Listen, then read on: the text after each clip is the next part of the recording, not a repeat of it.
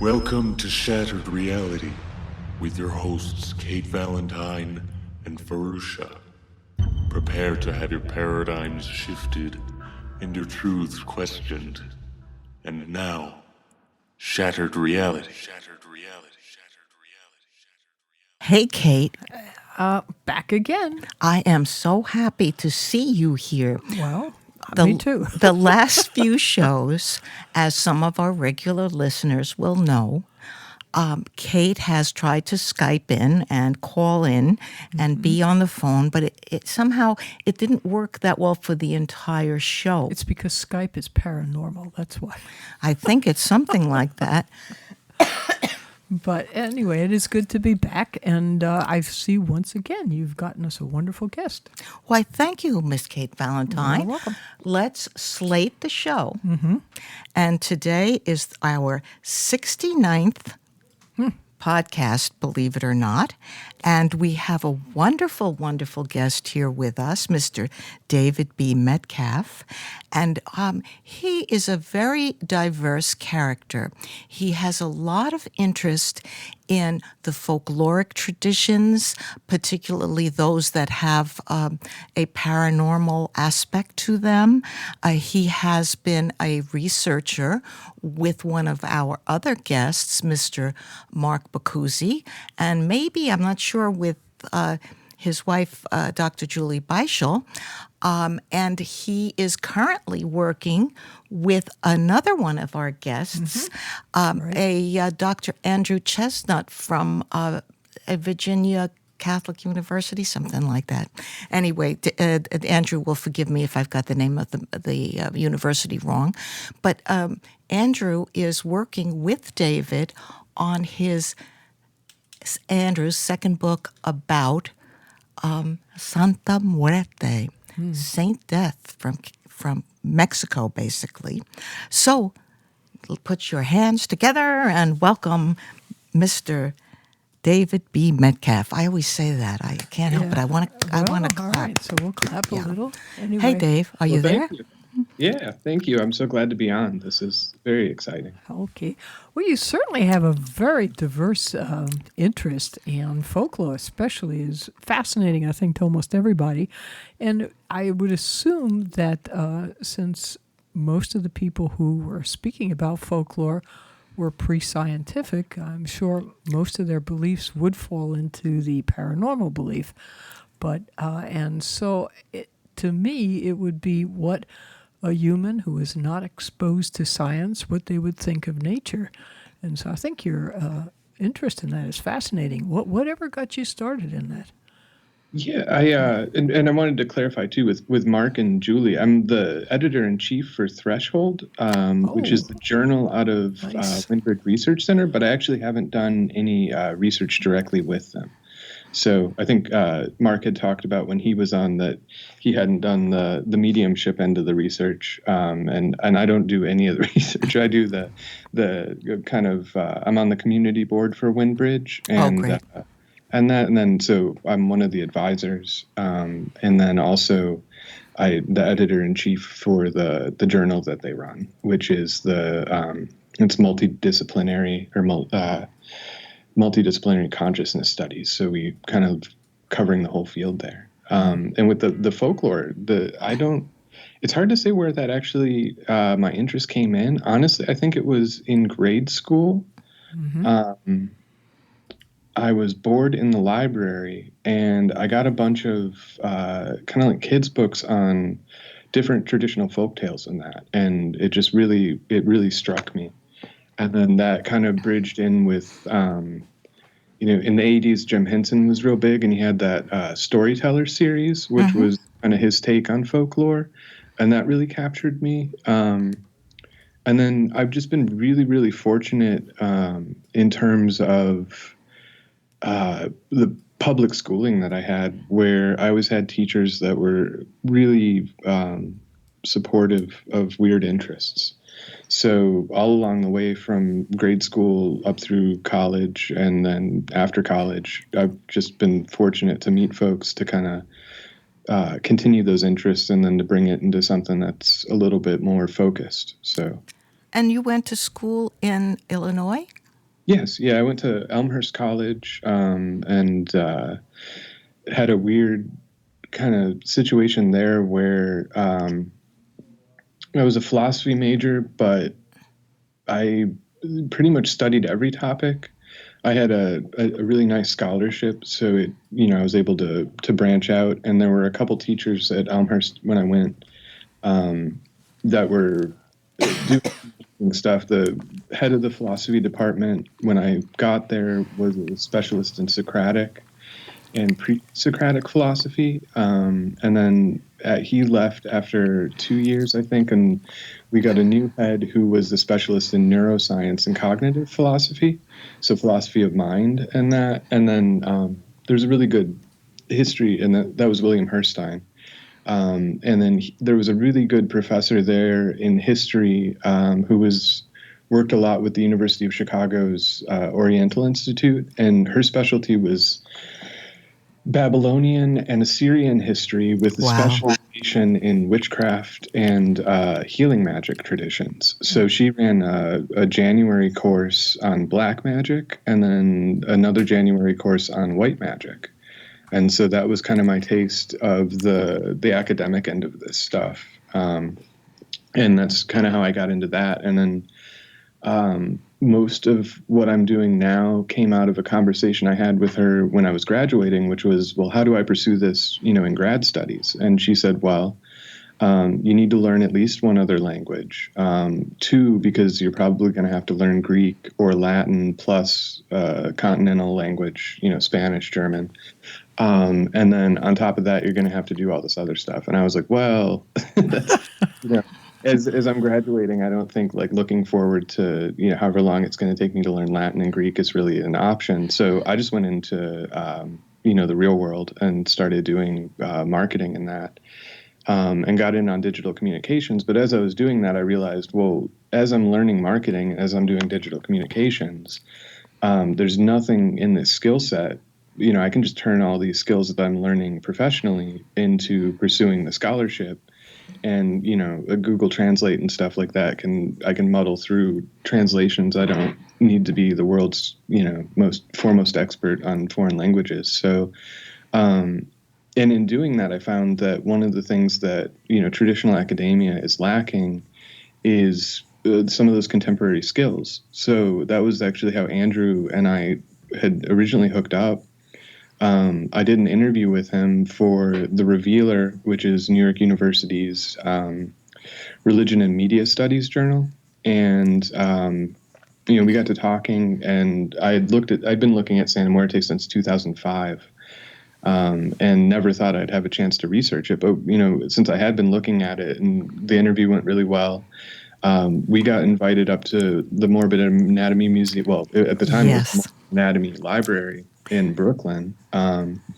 And it was actually the night that the people who funded the transition into the Morbid Anatomy Museum, it was, I think, maybe the first time that they visited, that they actually helped kind of set up an event. So it was this big event. We had a mariachi band, and there were sugar skulls, and there was a local taqueria brought in, food and stuff. It was an incredible night. And Andrew and I decided to collaborate on a digital project to kind of keep the research going, because he had his book out in 2012, and he was publishing on Huffington Post, but the website that we developed and the Twitter, and then kind of just the way that we did the kind of decentralized research really helped move it forward and keep it fresh. So it wasn't just a book sitting out there. And it allowed us to go a lot farther with the research. We could track it over time. We could get to know devotees and see how that was changing, and it also gave us a view of folklore. So maybe not folklore, but folk religion as it's becoming digitized. So one of the things that, it's interesting, you'd said that folklore is kind of like a pre-scientific view of nature. And what you see with digital culture is that there's a really interesting communal nature to folk traditions that is growing in digital in very interesting ways. And so one of the things that I've been looking at in the media studies end is how do these traditions, which we look at as, maybe rural or country traditions, or, not contemporary urban traditions, how do those actually exist in the world today, in the contemporary world? And what I've found is that they transfer almost perfectly to digital. It's just they transfer in ways that we don't necessarily recognize them if we're looking for something else. Well, what do you mean by digitized? Just that it's somewhere on a let's say a Google search or Internet. or Yeah. So one of the interesting things with Santa Muerte is that there's a tradition of retablos in Mexican folk religion and Latin American folk Catholicism. And the retablo is kind of like a little painting that thanks a saint, or usually the Virgin Mary, for a specific incident. Like an icon? Well, it's not really an icon. It's like it's almost like a comic strip. It's like a one-panel comic strip that shows the event. So say, somebody's brother fell out a window and they survived because the Virgin Mary came down and saved them. Okay. So there'll be a retablo that's painted where a guy's falling out the window and the Virgin Mary's hovering by the window, and then there'll be a text that says, my brother was falling out a window and I prayed to the Virgin Mary and he was saved. Thanks to the Virgin Mary. Okay. And so this is it's a folk tradition, and the traditional ones are these paintings. But what's happening in the digital world is that exact same phenomena is happening, but with Photoshop. So people will that's really funny. Yeah, and people will take a pre-existing, image of a Grim Reaper. A lot of the Santa Muerte stuff is just reused images from heavy metal and stock Grim Reapers. Wow. And then heavy metal, that's almost folkloric itself. Yeah. I mean, it's really interesting. The temples down in Mexico City, a lot of them have just straight up heavy metal images that are used as iconography. And it's just because that, it comes out of a street culture where they don't have money to buy an icon. So what do? Cut out a picture of the Grim Reaper from wherever you can get it, put that on your altar, and, you're good to go. And then with digital, what's happening is they're doing the same thing. Well, they'll just take a picture of a Grim Reaper. They'll cut out a picture of, whoever was blessed, or on the negative end, I guess there's probably people do it to harm people, but most of what we've seen in the public tradition is the blessings and the thanking. So they'll take a picture of, whoever was healed or blessed or who got something they think from Santa Muerte. And then they'll do this Photoshop collage with, all these different elements. And it looks like something, it looks like a church bulletin. I mean, there's no real artistry to it. It's very raw, but it's the exact same tradition as the retablo. When you're looking at it, though, you just see a bad Photoshopped image. But if you realize what it is, it's really powerful to see this expression of faith coming out in a digital place. It's a JPEG. It's a meme. Basically, they're making, faith memes. Wow. And but that's part of the tradition now. David. And it's really easy to look over it and to just, say, oh, that's a meme or that's something. But these are the images that are coming out, and, people treat these as, religious iconography. David, I have a couple of things to add. This is Fahrusha here. Sure. First of all, what a terrible loss of the Morbid Anatomy Museum. And that is where I first heard about you, because of Andrew Chestnut. And so I associated you with that organization for a while in my mind. I also didn't mention in my intro, and bad on me, that you are a wonderful artist, that you create images, mostly colored drawings, if I'm not, I believe I'm correct. And they are reminiscent of Caribbean art to me, in any case. And you also collect or are very involved with the art and artists of Haiti, are you not?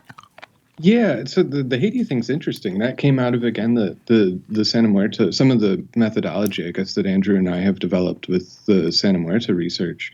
I don't know where I ran across this movement of artists in Haiti, but there's this incredible movement coming out of Port-au-Prince where these guys are basically they're running these kind of ad hoc art schools down there. In it's the district that they're in, the street that they're in is traditionally an arts district, but they're doing these amazing paintings on cardboard and stuff, and they're pulling from their the Haitian voodoo tradition, but they're doing it in a way that I don't think would be recognizable to a lot of people coming to voodoo in the States, people that are looking for a specific thing, because they're doing it from the actual living tradition.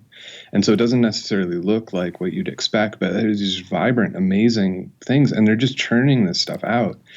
And what really struck me about it was, this is online. They're on Facebook. One of the guys is Leslie Pierre-Paul runs the New Vision Art School in Port-au-Prince. But there's so much art being developed, and nobody was really talking about it.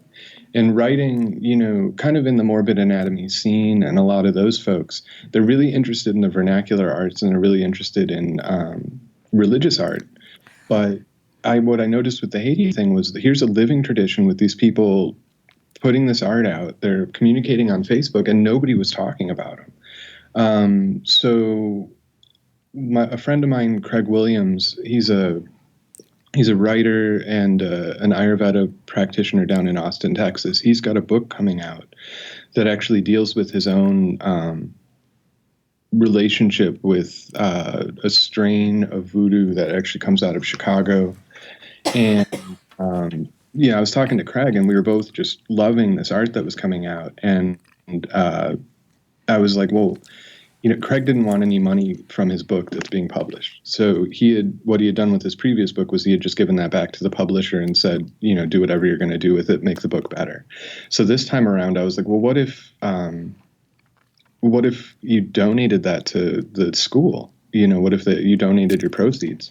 In Haiti, the school in Haiti, yes. Yeah, the school in Haiti, the New Vision Art School. So he agreed to that. And so it's really been an interesting thing of taking this work, which is a contemporary look at kind of a reworking, revisioning of some of these traditions, and to actually have that contact with Haiti and to be talking to them in that. I mean, it really struck me that they weren't getting the attention. I was surprised. I was just surprised at the way the kind of media networks work.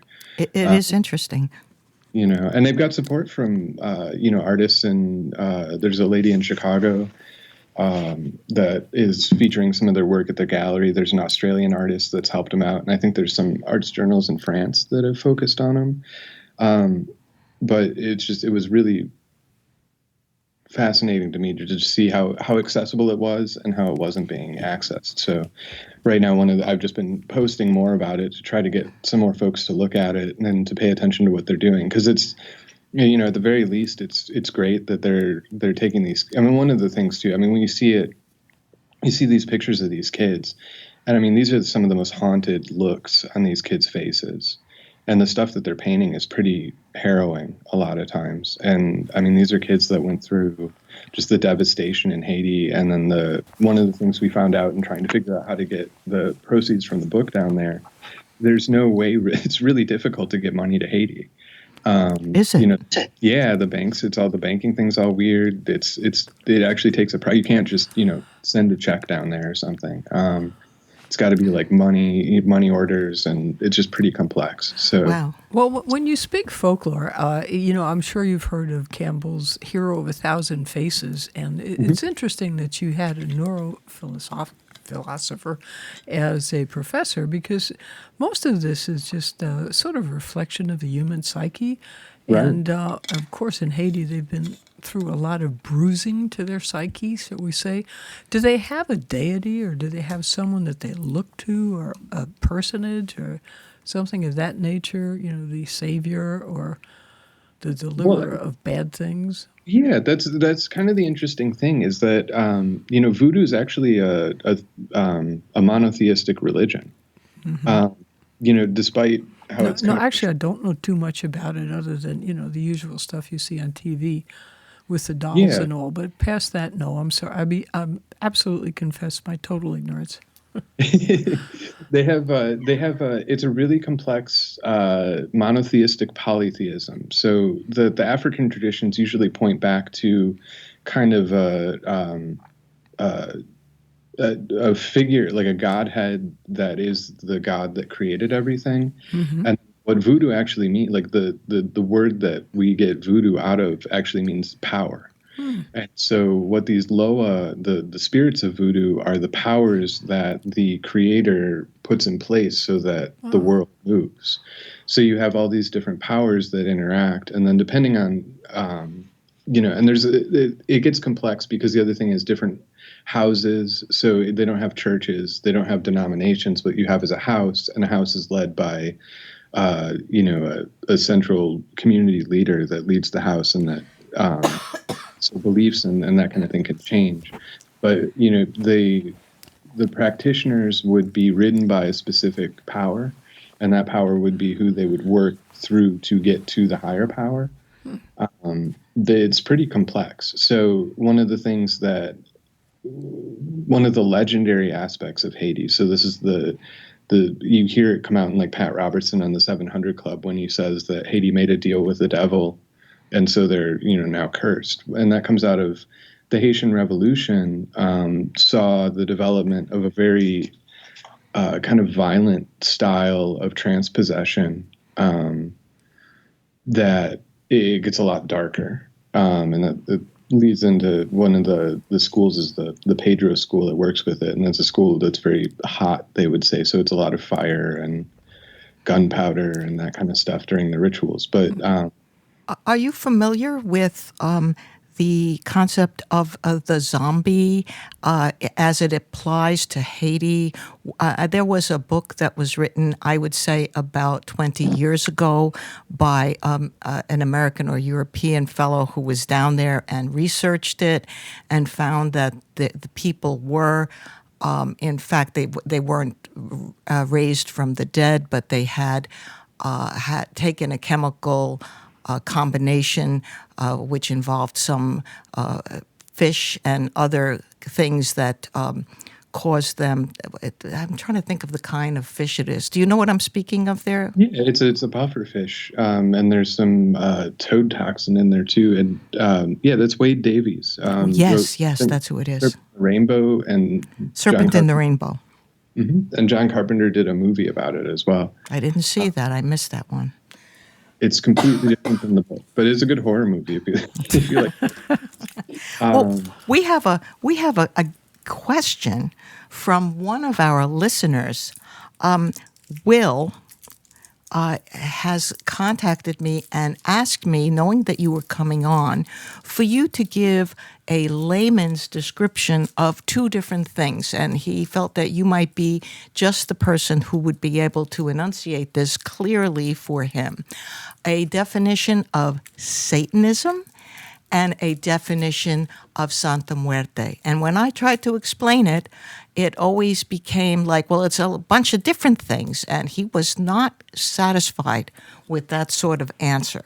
So maybe you can speak to that question of Will, a definition of Satanism and a definition of Santa Muerte. Well, I think when that question comes up, the problem that people have with Satanism in particular is you've got the Church of Satan, which is Anton LaVey, and his organization. Then you've got the Temple of Set, which comes out of that, which is Michael Aquino, which is different too. And then there's kind of the pop version of what people think of as Satanism through kind of the evangelical satanic panic era, which is, kind of like a ritual sacrifice of babies cult kind of thing. And I think, I think your answer was right in that it's a bunch of different things depending on who's saying it. LaVeyan Satanism is completely different than the Temple of Set folks. And what I've found through the Santa Muerte research is that what in Latin America is called narco satanico. which is kind of closer to what the satanic panic fears would be, is kind of scoffed by a lot of folks in the U.S. because of some of the findings by the FBI that the satanic panic wasn't real in that. But when it comes to the cartels and that, you actually have what people would consider as Satanism. You've got human sacrifice. You've got a lot of really nasty behaviors being tied to that. So it's hard with Satanism. It's a hard thing. I think most of the people who are public about it, who would walk around claiming themselves to be satanic, it would be more of a Ayn Randian philosophy, kind of individualist philosophy. Do as thou wilt. Yeah, and, and that Crowley wasn't a Satanist. No. But I think you're right. That attitude would definitely, they would put that in a more of like, I'm going to do it. If I want to, I'll do it. Like they don't. But there's always the law of 3 times. What you do comes back to you 3 times, right? They don't believe in that. I think, they don't. There's none of that. There's just it's a very cold, self-oriented belief system. I think a lot of people who grew up, had their teenagerhood in, let's say, the 70s and the 80s, had listened to a lot of things like heavy metal and other rock things that were going on, songs like, I am the god of hellfire, and I bring you fire. And Arthur Brown, yeah, and I think that's a lot of that is a little bit more of a rebellion against what the teenagers may have seen as an oppressive Christian culture. Yeah, exactly. And I think somebody who's writing about this right now, actually, like immediately, is Mitch Horowitz, right. Who wrote Occult America and has done a lot of stuff with New Thought and positive thinking. And he wrote One Simple Idea is, I think, his book on New Thought and positive thinking. But he's been writing a lot on Satanism at the moment. In that sense of, some scholars would consider William Blake a Satanist in the sense that this kind of adversarial figure that is not the sort of there's a Gnostic Satanism, which is, and I think that's where like a lot of people start to defend Satanism through this concept of a Gnostic Satanism, where it's more that you're fighting a demiurge or something, that the world is wrong and all those things that appear good are not good because they're part of a control system. And I think when people talk about that, I think that probably follows along the lines of what you're describing. It's also mixed up in the past between the idea of a devil like Satan and a fallen angel like Lucifer, or I don't know, is Baphomet a fallen angel too? I'm not sure about that. But then there's the horned gods of the European Mediterranean culture, and they sort of feed into the idea of Satanism too, wouldn't you say? Yeah, in Christian mind, it does, and it's interesting because it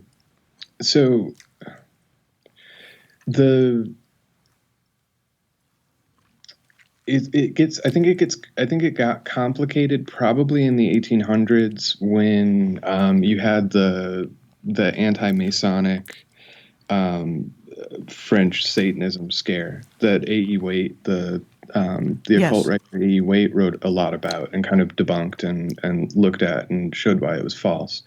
There's a lot of, it's interesting because today's contemporary society, especially in these areas, the kind of like pop culture, occult sort of ideas, a lot of it are weird holdovers from arguments that happened hundreds of years ago. So like the Illuminati thing.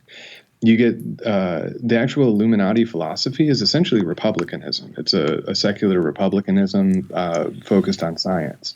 So if you look at their actual writing, the Weishaupt's group or whatever, you look at what happened in the United States and what we have as a government right now, and it's like, oh, well, that's pretty much what we did. And it's stuff that people would consider normal and weird if we didn't have it, like separation of church and state. that was an Illuminati idea, but then we have this mythologized Illuminati that comes out in the media, and I think Satanism kind of faces the same sort of thing. It's interesting because with the Santa Muerte stuff, you have this popular tradition in the devotional tradition where, you can go to botanicas and you can get the Bible of Santa Muerte, and it's a kind of like a chapbook grimoire that has rituals in it and how to set up your altar and stuff like that. And there's a huge popular tradition that circles around that kind of thing. However, there's the Santa Muerte of the cartels, which is a completely different thing. The altars may look similar because they're buying, the stuff off the shelf in the same way that the other devotees are, but there's a whole different aspect to it, and it's almost as if they're contacting a different spirit with it. Interesting. And I think that happens with Satanism too, in terms of, I think there are people out there who feel that they're in contact with something very dark, and it's not. I mean, because you look at like the Slender. For me, when I think about what's the reality of Satanism as people fear it, I see something like the Slender Man murders in Wisconsin, where you've got these girls who feel like they're in contact with the Slender Man, and they have to do a ritual murder in order to appease him or become a part of his thing. That's a very scary little tulpa manifestation there, isn't it? Right. The Slender Man? Yeah, and you have that across you see that in Mexico too, where people, there's news stories, not the sensationalized ones, but there's news stories of folks that feel like they're in contact with Saint Death, and they need to do a sacrifice. Or there was one guy who felt he needed to be with her, so he committed suicide. Wow.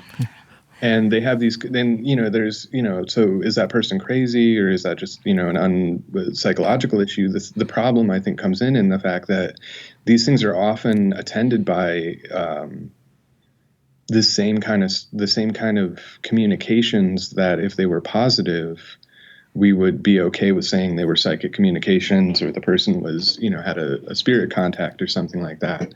So I think there's, dark forces, I guess. Can you speak a little bit to the juxtaposition of the Spiritism and the Virgin of Guadalupe and Santa Muerte, like where they overlap and where they diverge?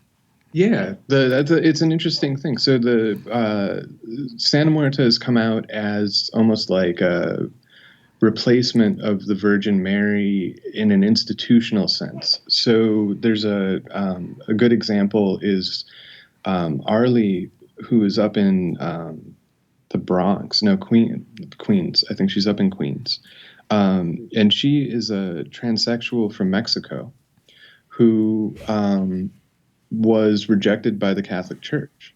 So she went into, essentially her local parish priest in Mexico was like, you're an abomination and should never be in this church and should never have been born. Oh, God. And so, she ended up turning to Santa Muerte. And at first she was scared by it, but she had some visionary encounters and some experiences.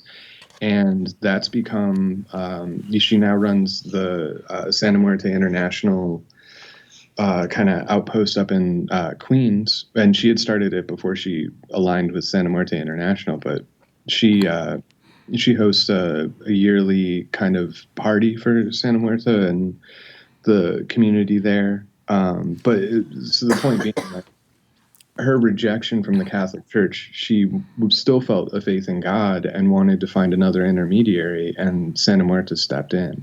And so that's a lot of times what devotees who are closer to the lapsed Catholic end of it, or even they consider themselves good Catholics, but what they'll say is, they tried praying to the other saints. They tried praying to the Virgin Mary. It didn't work. And when they finally prayed to Saint Death, they got answers and they got a response. Or they'll, have been contacted in a dream, or synchronicities will lead up to them, kind of developing this relationship. So she's known as kind of a ubiquitous miracle worker. And when people have, yeah, and then on the darker end of things, when you have a request that you know would not be good to ask the Virgin Mary or one of the saints, they go to Santa Muerte. Do they feel as though Santa Muerte exacts a payment? And that it depends, you know, and it's a decentralized tradition, so it's kind of how they learned about it and how they felt about it. My experience with it is that whether or not you think you're going to have a toll with it or that there's some kind of price to it, the actual encounter with the tradition and the tradition entering your life is powerful enough that you're going to feel that way no matter what. You're going to kind of feel bound and careful with it. It's a heavily, I don't know if it's just the way that it focuses coincidence or what, but it's a pretty invasive, pretty intense experience. A friend of mine up in New York, Elliot Edge, who... Oh, yes. We're friends on Facebook, too. Hey. Oh, yeah. That's a shout-out to Elliot Edge. Yeah, shout out to Elliot. He is a researcher as well, and he called me one day and was like, Dave, I don't know what it is. He thought I was just researching this thing because it was a cool topic to research, and so he'd kind of ignored all the Santa Muerte stuff. And for whatever reason, he decided to look into it and was immediately struck with feelings of presences in his room, weird coincidences. It kind of freaked him out. I'll bet. And that's what I found is when people, Andrew and I have gotten a lot of emails like, I've been having this dream since I was a kid, and then I saw Santa Muerte, and I realized that was it. What do I do to get in contact with her? What's the right way to do it? And it's just really interesting to see it kind of come into people's lives. And I think it's just so immersive in it. So it's also the iconography is really extreme. It's like nothing... people in the United States especially are not used to seeing images of death so just blatant. And there's a lot of, anecdotal stories about her as a loving mother and a patroness and that, and people get really into it. In the U.S., the idea that there's some kind of bargain is less for the devotees. In Mexico, that's definitely a strong... Folks are very careful. So comparing... her to Kali, and also looking at India, where people, dead bodies are seen frequently, as opposed to, let's say, the United States and Canada, and probably the Nordic countries in Europe. And I'm saying probably because I've never attended a Swedish funeral, for instance. Right.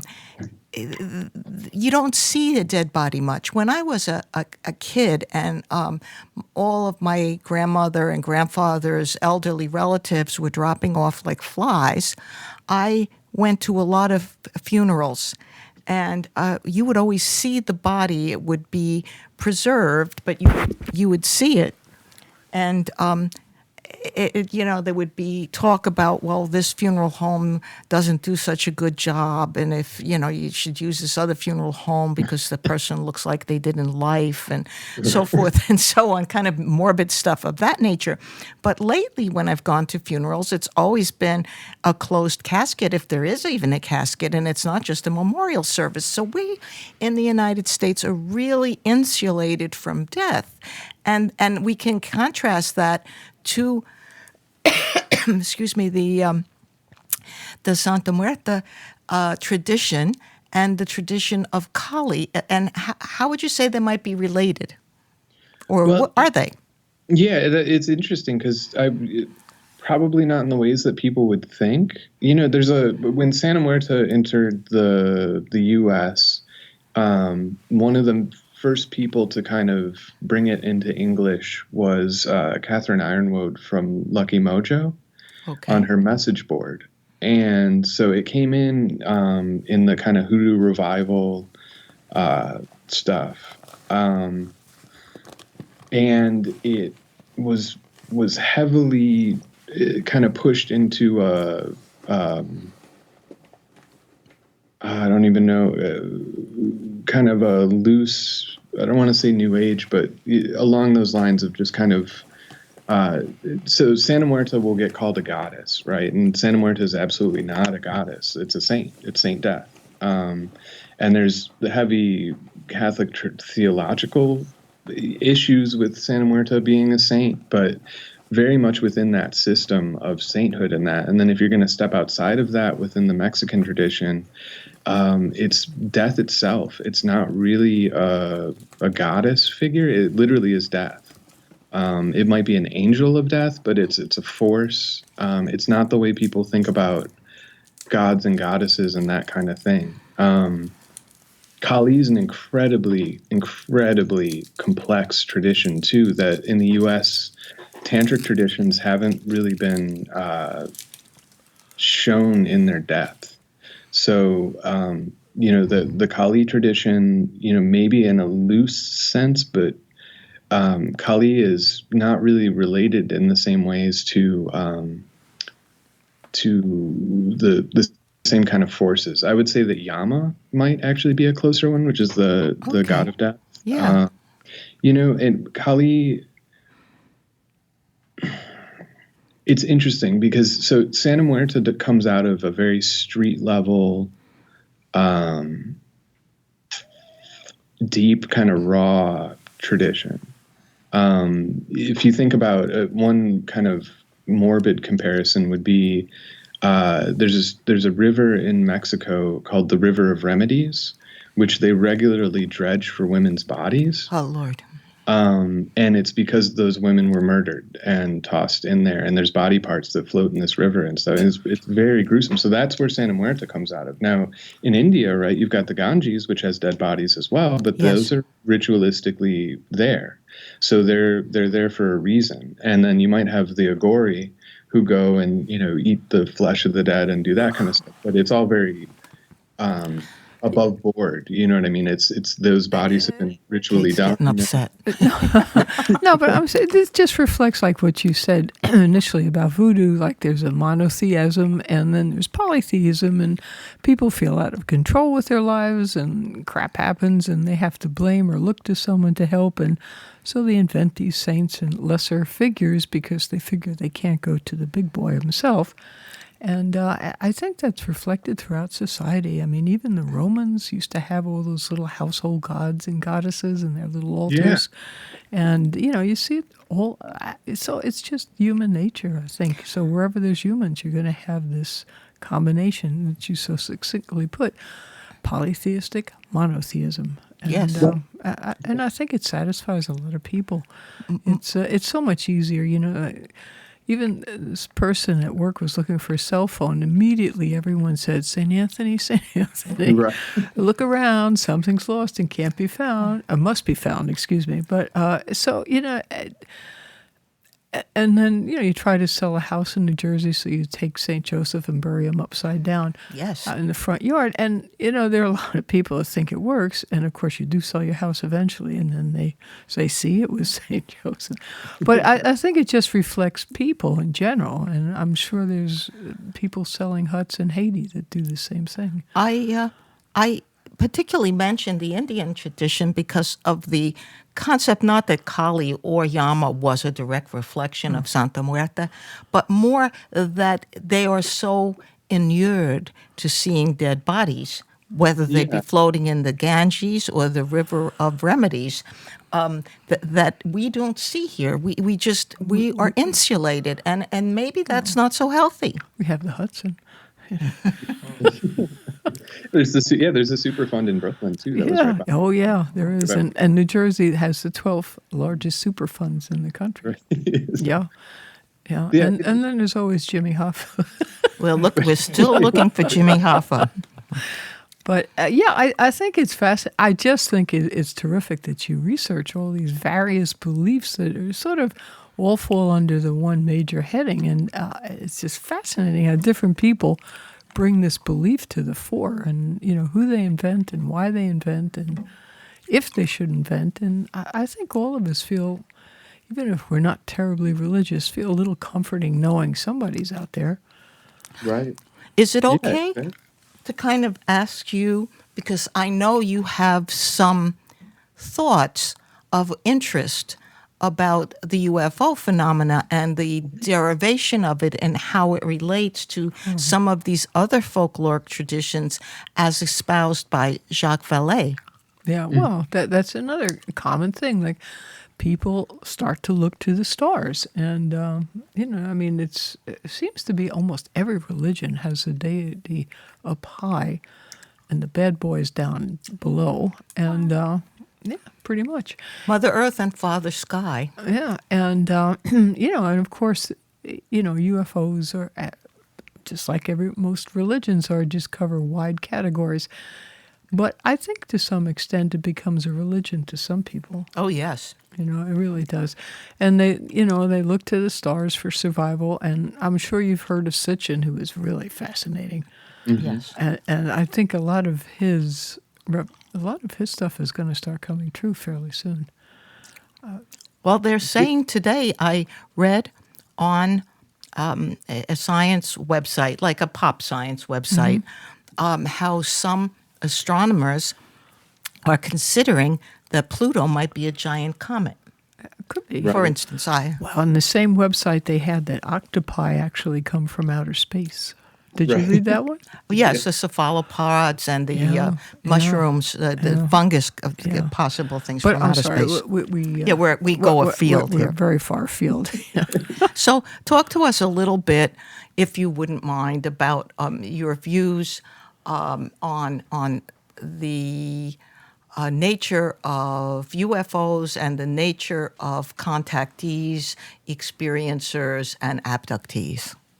So that actually comes out of the Santa Muerte stuff. I had an interest in ufology. It was very kind of haphazard and that since I was a kid. But I think doing the Santa Muerte research really gave me some better ways of looking at it. Because one of the things I was looking at is, I think it's exactly the kind of thing you're talking about, Kate, where these people are having these experiences, and then there's these kind of frameworks that they can fit those experiences in and explain it. And then you get the third step where those things start to develop in an intermixing kind of pattern. So somebody will have a lucid dream about Santa Muerte, then they'll encounter about something that they think will, eventually look like Santa Muerte when they see Santa Muerte, and then they see the iconography, and then they start working with the iconography. They have these other experiences that they explain through that. And I see the same, you were talking about the UFO phenomena is wide ranging, and what we kind of lump into UFO fits a huge category of experiences. And I think that same kind of mechanisms in play. I worked at a charismatic food ministry when I was starting to do more of the writing about parapsychology and that. And one of the things I noticed was that they would have experiences that were straight out of the parapsychological textbooks, whether it was a precognitive dream or whatever, but they would explain it through their religious background. So same exact content for the experience, totally different framework for seeing why it happened, what it did. End result usually the same if they listen to it, whatever.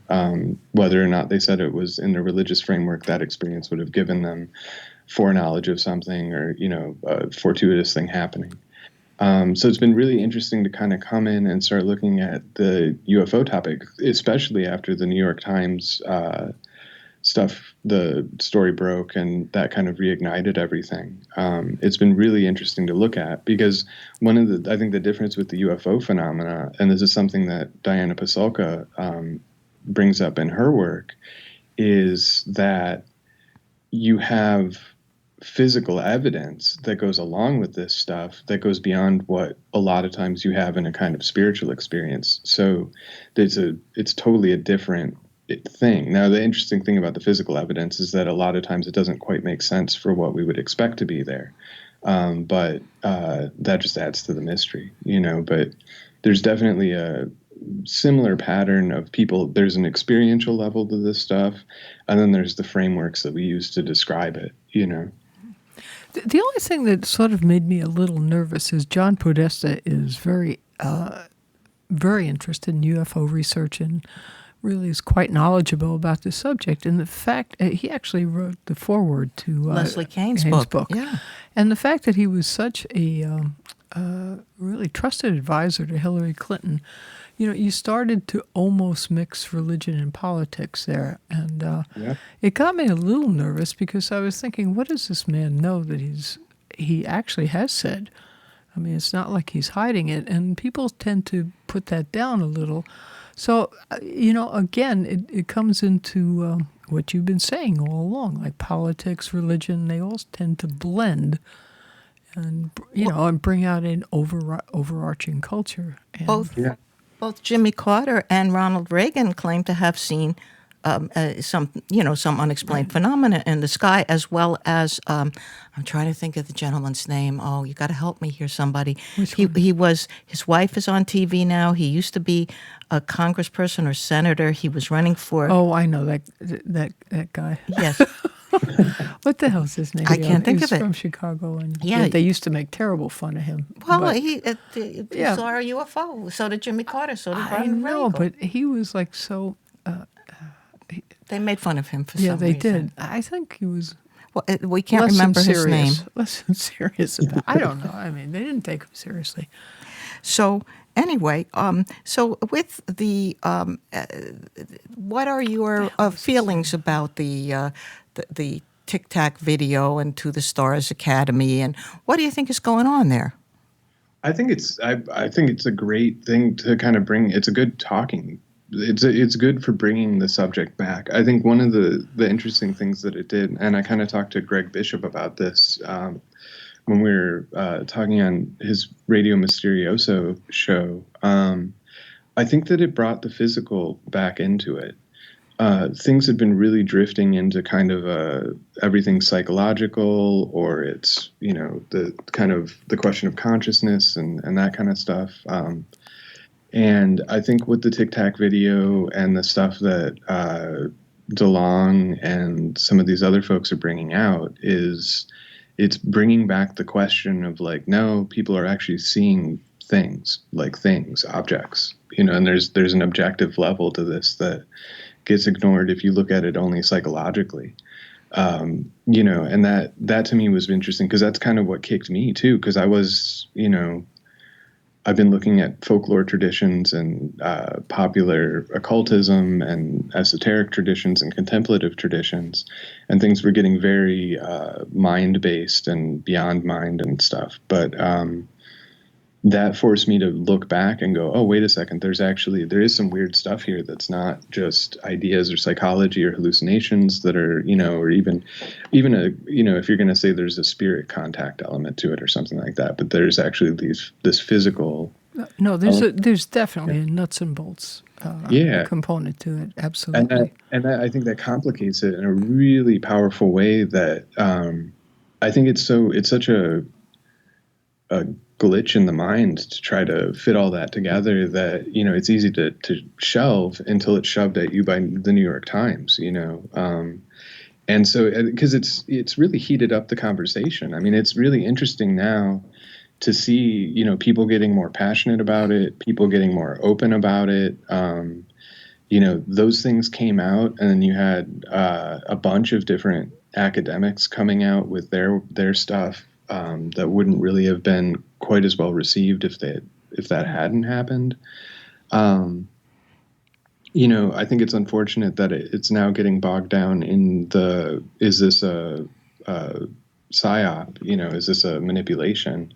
Because one of the things that some of the veterans in the field have pointed out, that whatever the veracity of these particular cases are, they're cookie cutter for hundreds, if not thousands, of other cases that are on the books with FAA radar data and stuff like that. I know Ted Rowe has he ran that organization for a long time that was looking at the FAA stuff and actually liaisoning with the FAA to take some of these cases and that. So the information coming out, whether these particular cases or what are manipulations, the data is essentially the same as what comes out in other instances. And I found it really interesting. I was reading about the skyquake things that are happening. Those the booms and that, and there was the idea when it was brought up. Well, maybe it's UFOs entering the atmosphere, right? Because the Nimitz case, the recent full write-up that they released, said that these things were dropping from above 60,000 feet. So the idea being that it was a sonic boom. But the information in those things and the information in the previous reports is that they don't make a sonic boom. And that's one of the interesting things about this stuff, is that it moves quickly. It can show up out of nowhere, and there's no sound. There's no sonic boom. There might be a hum or something like that, but they're not making these booms. So you can take the data that's in these news clippings, and you can look at speculations, and you can start to compare.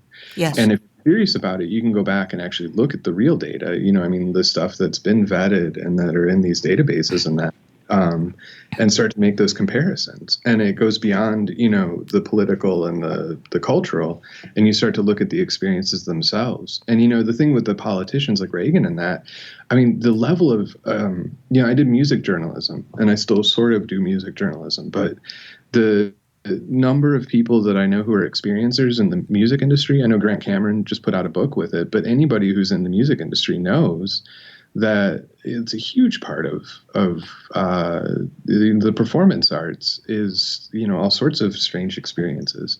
And that's just embedded in the culture. The creative people seem to be more the experiencers than the 9-to-5 insurance salesman. Yeah, and then, it's interesting with the 9-to-5 insurance salesman. This is something I found out with the doing the charismatic food ministry thing. Those folks have experiences too. They just don't talk about them until they're at church or until they're in private. I think that was one of the things that I really like about the fact that with the New York Times and all the Politico and Washington Post and all this, is that it's provided a forum for people to talk about it in a more open way. I don't think it provided answers, and I think in some ways it may have confused the issue in terms of the political cultural end of it. But, in terms of just people having experiences, it's really opened that up to people talking about it. But there's supposed to be more stuff coming out. Yeah, well, no, that's where it compares to religion. Again, like there's just enough evidence there where, there's not enough to prove it in a sense, but if you have faith, it's there. I'm going to throw another monkey wrench into the conversation. Certainly. As I am wont to do. And I'm going to bring up the book Cameleo. Are you familiar with the book Cameleo? Yeah, I haven't read it. I've seen it. Referenced? I've seen mentions of it, references, and I don't know what the author's name is, but I think I looked at his website as well. Well, there apparently is in that book, he claims in some way to be some form of an insider. I don't know the entire story, but he apparently says that the technology has been discovered to make a person invisible, and that some things happen which appear to be an invisible actor involved. And then we come into all the research done by David Paulides, whichever, about the missing 411, people going missing from the national parks, forests, and other places, and how many missing people there are in the United States that haven't committed suicide or been the victim of emotional squabbles or whatever like that. These people who disappear without a trace, and then if they're found places where they couldn't have possibly walked to, like a 2-year-old with bare feet is found 15 miles and 5,000 feet up from where, I'm just saying, I don't know if that's the exact amount, but where they were.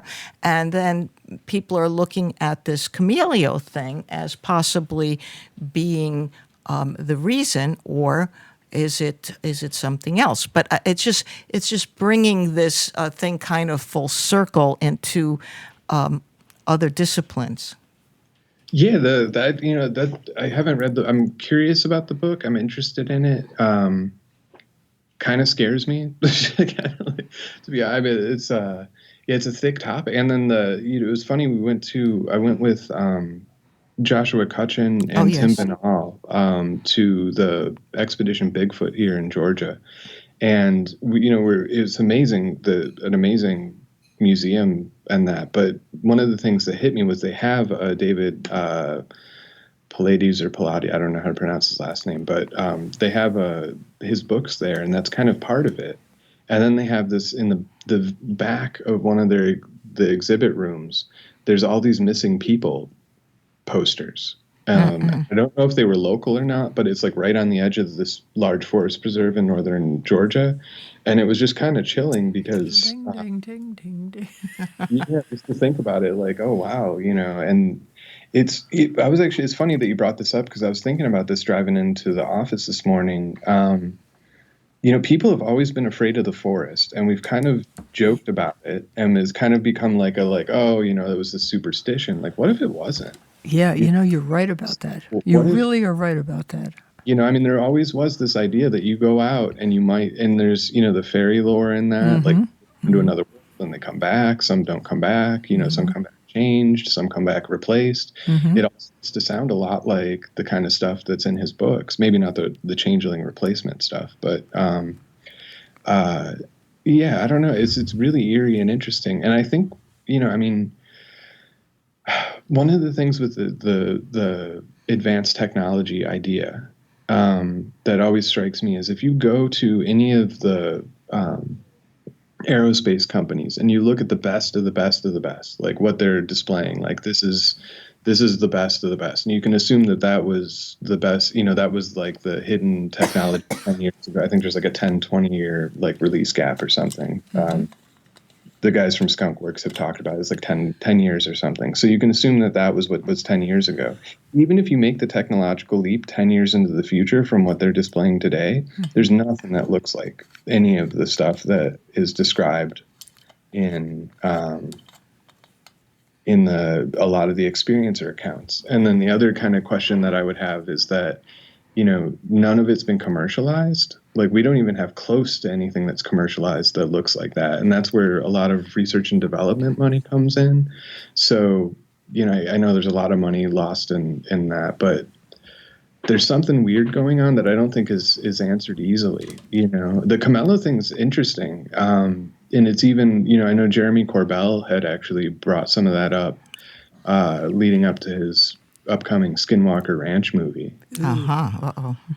But the funny thing is if you look at the researchers in that, they have questions too.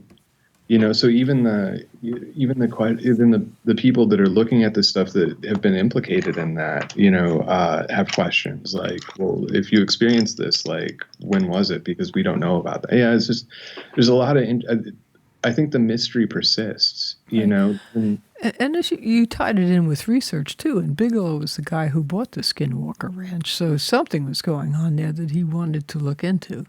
Yeah, and well, I mean, but the team that he assembled in that, it's very interesting. If there was, it's a question of how long did the history go back on that property, like with the experiences. And I think Chris O'Brien, his research shows that it did go back. It may not have been as cartoonish as it's been portrayed going forward once it kind of hit the media and that, but there has been, that area is chock full of going back, just people experiencing weird stuff. The Uinta Basin, and the very word skinwalker comes from the Native American, I guess is it the Navajo tradition, the Apache tradition? I guess it's the Navajos, right? No idea. It's Navajo or Apache. Yes. Yeah, it's a witchcraft tradition. Yes, the skinwalkers. Well, and what's interesting about that too, you brought up Wade Davies. The Skinwalkers are a witchcraft tradition that deals with shapeshifting and changing in that. But what Wade Davies actually faced when he went down to Haiti were those. So in traditional societies, you usually have an example of what in Africa is called a justice society. And it's a masked society that is essentially the secret police for the community. And the traditions stretch into Europe. There's examples of it. In Africa, there's examples of it. Throughout the Caribbean, there's examples of it from the African influence. But there's also Native American. On the East Coast, Native American side, you've got the mask societies that wear the masks and that. And then you've got the Kachinas in the Southwest. Tradition, but these the way that they've been kind of popularized is this idea of that they do a ritual in masks. But what usually it's more of a transpossession kind of situation, similar to voodoo, but where the end of the transpossession is some sort of balance of justice in the community, which can be abduction and killing. So in Africa, there's jaguar societies where if somebody's violated a taboo in the thing, that's enough to get them, either warned or killed. The jaguar society will show up in the middle of the night, and they may get a warning, a scratch on the door. There might be some kind of sign. People will maybe familiar with it with, Southern conjure traditions of like somebody sprinkled graveyard dust or brick dust in front of your door. Yes. So that kind of thing. But they're actually tied to almost like a secret society group within these traditions. And the Skinwalker comes from that. So it's really interesting to me, because it's a big world, you know what I mean? So sure. All sorts of weird things could be occurring, I don't know. It's as interesting. we speak, as it were. Weird things happening as we speak. And it's interesting to see that kind of the Skinwalker mythos, which is the mythos of these shape-shifting witches that come out and they can mark you with bone shards that poison you and that kind of thing. Being aligned with a place that in more contemporary terms, people are worried about, government witches basically testing weapons and that kind of thing. Well, so it's interesting how these things kind of coincidentally play into each other, John Alexander was on a couple of times on Shattered Reality, and he was one of the people that Bigelow had out at the Skinwalker Ranch, and he told us basically the thing that impressed him a lot was that they had all these security cameras on the property, and while the security cameras were running, things disappeared right on film. They just disappeared. And there was no explanation for it whatsoever. I know I'm not getting the full story by saying it in that manner, but one security camera was filming the other security camera, and during the time that one of the security cameras disappeared and the wires were cut, and nobody saw anything being cut or what had disappeared. Right. Yeah, and there was also, there's the mutilated animals there. There's all sorts of stuff. It's very, very intense. I don't, I'm eager for Jeremy's movie to come out to kind of see more about that. Movie, yes. Visit, no. You're not going to visit? No. It's the field trip when they open up the... I would visit. I would visit the Skinwalker Ranch, but I wouldn't visit it alone, and I wouldn't stay in a room alone at the Skinwalker Ranch. That's how I feel about it. Gee, but I would visit. Unfortunately, I'm booked for the next 50 years. I'm sorry. A special, come on, that'd be great. A Shattered Reality special from... Yeah, no. Maybe we can get... I think Bigelow sold it, though, now, and there's another owner. Yeah, he did. New owners, yeah. So we won't be the guests of Robert Bigelow at the Skinwalker Ranch, or whatever it might be called Can you imagine today. if he has a Motel 6 on the Skinwalker Ranch? I don't think it'll be a Motel 6. Isn't that the chain he has? Yeah, I guess it is. So he could have a grand Motel 6. That's true. Would you like room 402? So what's next for you, David? I don't know. I would always just... So it's interesting with the digital stuff because I kind of take it moment by moment. So right now I'm doing the stuff with the Windbridge Research Center as the editor-in-chief for Threshold, and that's exciting. That's gotten me more into the parapsych stuff.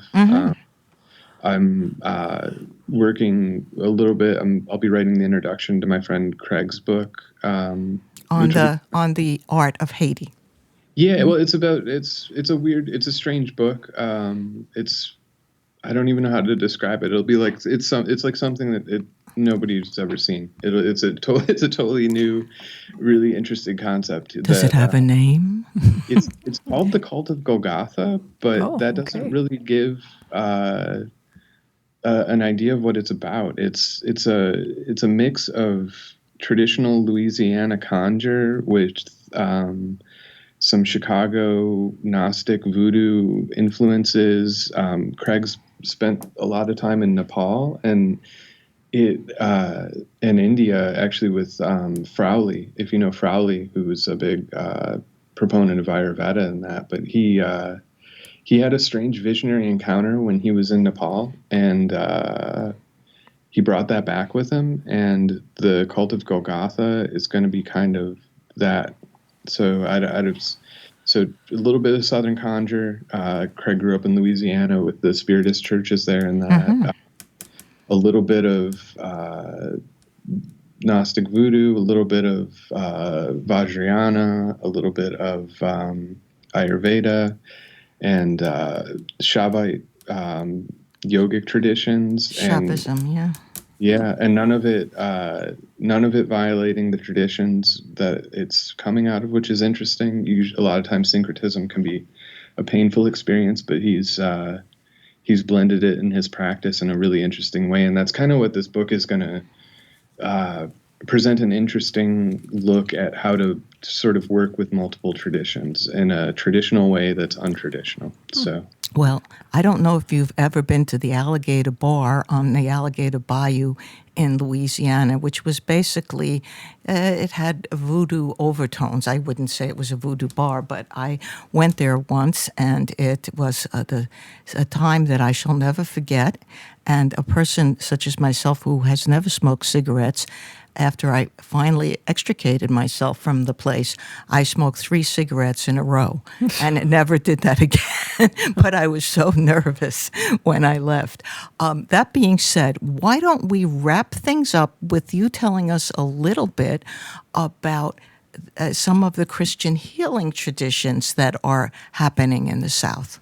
Oh, sure. Yeah, it was one of the kind of most interesting things about living down here has been seeing the living traditions, again, outside of kind of the way the culture looks at them. And when I was at that charismatic food ministry, a fellow that I worked with, the logistics director, actually, for the trucking routes and that,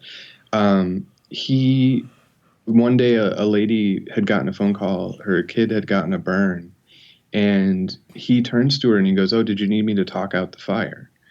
And I was immediately piqued and was rude and asked him after he had talked to her about it. I was like, what are you talking about a healing tradition? Like, what is this? And so he told me about it, and it's a traditional. It's in conjure traditions. It's also in Pow-Wow.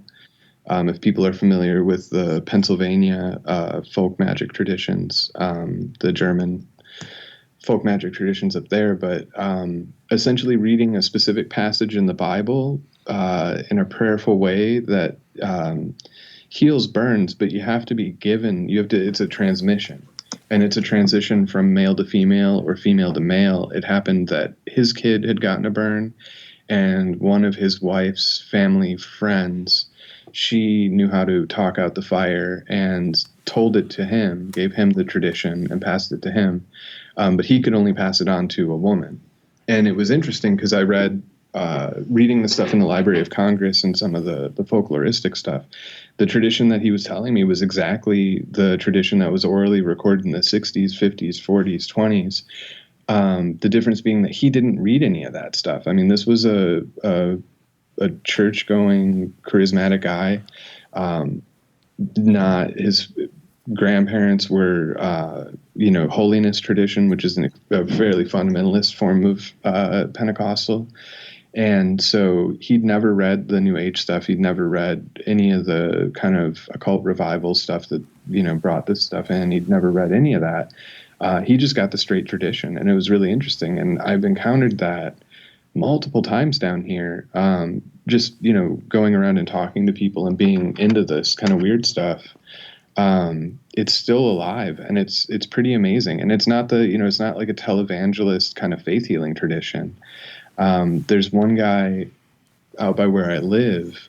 His great grandfather was Doc Paul, and at the time, if you were called a doctor, that meant you healed. If you were called a professor, that meant that you knew.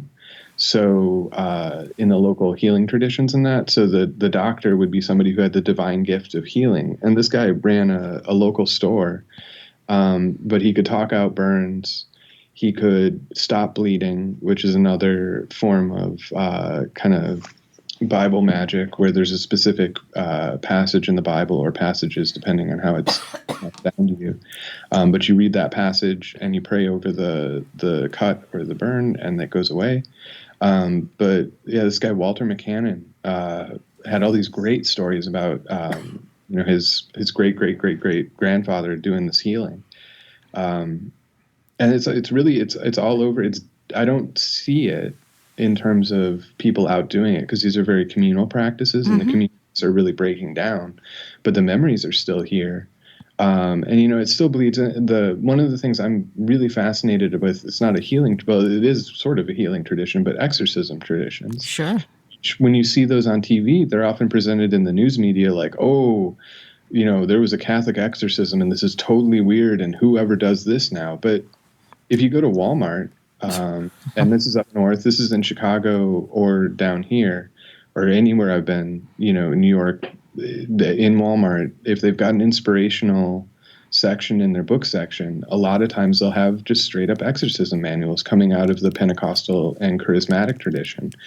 And, down here, definitely in grocery stores. Yeah. Every other month I'm in Kroger, and at their choice book rack, there's 1, 2, 3 books on exorcism or something aligned to that, or spiritual healing, or, and these are very popular. If the resale shops, I go in and get these amazing books on the contemporary Christian exorcist traditions.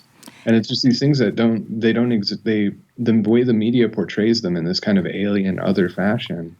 What I found is if you just walk around and actually look, like, it's everywhere. It's incredible, at least commercially available, showing that there's a market for it. So, well, what do you think the fact or the necessity for belief is in a tradition of this sort? Not this specific tradition, but don't you think that the person, the practitioner, and the person who is being practiced upon, the victim of whatever has happened, isn't it important that they both believe, or is it not important? It's an interesting question, because that there's William Bankston. Oh, yes, I know William Bankston, sure. Yeah, his research on healing showed that it really just required I think the person being healed had to believe, but the person who was healing didn't. He found that, I think it was the mice experiments, yes, where the mice, they got healed, and, they obviously didn't have to believe it. And he found that when the people tried to heal the mice, it actually got a worse result than if they just were there healing the mouse, right? It's an interesting dynamic. I think that's something that requires more research, really, this interaction between belief, because with the Santa Muerte stuff, folks encounter the iconography, and whether they believe it or not, sometimes it has an effect on them. Sure. And then maybe they had some latent belief hovering in there, and that it's a really curious dynamic. I'm not sure. Which brings me to a totally different subject, but I'm sure you're conversant in it. People who have near-death experiences. For instance, there are people who have been Jewish and have been converted to Christianity, or Christians who've seen Buddha, and it goes on and on. In other words, the religion that you practice, or the religion of your childhood, is not necessarily what you see. It can be, but it's not necessarily what you see when you have these near-death experiences, and it's caused some. I wish I could say this: apostasy. Or conversions. Yeah, that's one of the in terms of researching that stuff qualitatively, you've really got to go into like kind of an in-depth thing, because a lot of times people will have doubts or they'll have other influences, so you kind of have to go into seeing what is the struggle. You see that a lot of times with, I think, the kind of popular occultism attracts a lot of guilty Christians. And they become very like bitter against Christianity and bitter against everything Christian. And what's interesting is when they're talking about occultism, a lot of times the Christians are better occultists. So, like Billy Graham was a way better sorcerer than most people who would claim to be practicing sorcery. Just in terms of what the traditional idea of a sorcerer was, he was putting demons in people when he talked about how much of a sinner they were, and he was taking that demon out when he said, go to Jesus, and he was doing it full well knowing the manipulations of crowd stuff. He was essentially using sorcery. And I think that those experiences, the near-death experience, is so interesting because there's that underlying experience that's happening, this numinous experience, and then there's these cognitive overlays that kind of speak to that. In terms of the conversions in that, it'd be interesting to see if the people converted to a serious version of that religion. Do you know what I'm saying? Like, Absolutely. Absolutely, I know what you're saying, yes. I haven't researched it myself one-on-one, but I will say one-on-one, my experience with lapsed Christian women who have gone into nature religions as an alternative, or goddess worship, or anything in that spectrum. Many of them have had bad experiences with Christianity where they were like slut shamed because they got pregnant or something, or they were somehow told by the patriarchy within a church, whether it be Protestant or Catholic, that they were worthless and they should knuckle under and take on this traditional female role, that they were not. They were not into that. And so many people that I know, that's my own theory there. But we are getting far afield. We are so happy that you came on the show. We've gone over an hour now, and we usually cut things off at an hour. So we would like to have you back again at some point in the future, if you would agree, and maybe I'll be able to stick to one subject. What do you think, Kate? I doubt that. Yeah, me too. But then why would you want to? I like the synthesis. And I like actually, to see. Mr. Metcalfe seems to be able to handle all these Yes, he different does. subjects quite.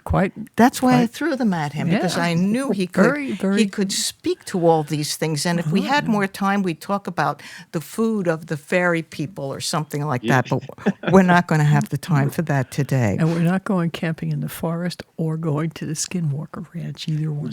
Well, I'll go to the Skinwalker Ranch with other people. I'm not going alone. But I'm not the camping type, because I get mosquito bites, and who wants to get that stuff going on? Not me. No. But thank you so much, Mr.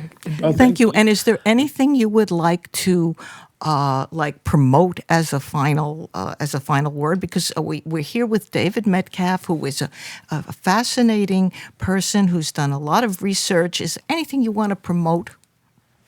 I would recommend folks check out Threshold on the Windbridge Research Center's thing. It's a pretty interesting journal in terms of covering a lot of bases. If they want to check out the Santa Muerte material, Andrew and I run skeletonsaint.com, and that goes back to about 2013. So there's a ton of material on there. I'm on Medium as, I think it's DB Metcalfe or David B. Metcalfe on Medium. So if they want to read my writing. Medium is a great place for really cutting edge writing. I enjoy reading a lot of it. I do want to recommend that to people on a variety of subjects, a lot of social subjects that are very contemporary social subjects, as well as the kind of things that that you might be writing. So, Nice. Thank you so much, David B. Metcalfe. Have a great evening. Yeah, thanks again. Absolutely, yeah. I'm looking forward to further conversations. Terrific. Me too. Great. Okay. Bye-bye now, Dave. Bye. Bye. So that was a very, very interesting It was certainly show, huh? wide-ranging, that's for certain. Yeah, and I like the way he can just talk to any subject. And well. And well, yeah, very, very astutely. Let's make mention of our next guest, which, as if our schedule holds up as expected, will be Mr. Rich Martini, who has taken up Newton's role in Life Between Life studies, and he's a very entertaining speaker, and we're going to have him on next. And beyond that, please write us a letter, send us an email, write on either of our two blog places or on the Shattered Reality podcast channel on YouTube. Please contact us on Facebook. Like us. That's what I really want you to do. Like us everywhere. And if you would like to come on the show with a listener experience on our Listener's Corner, as the magnificent Stephanie Quick did in the past, in the last show, please get in touch. And so, I guess it's goodbye from Shattered Reality.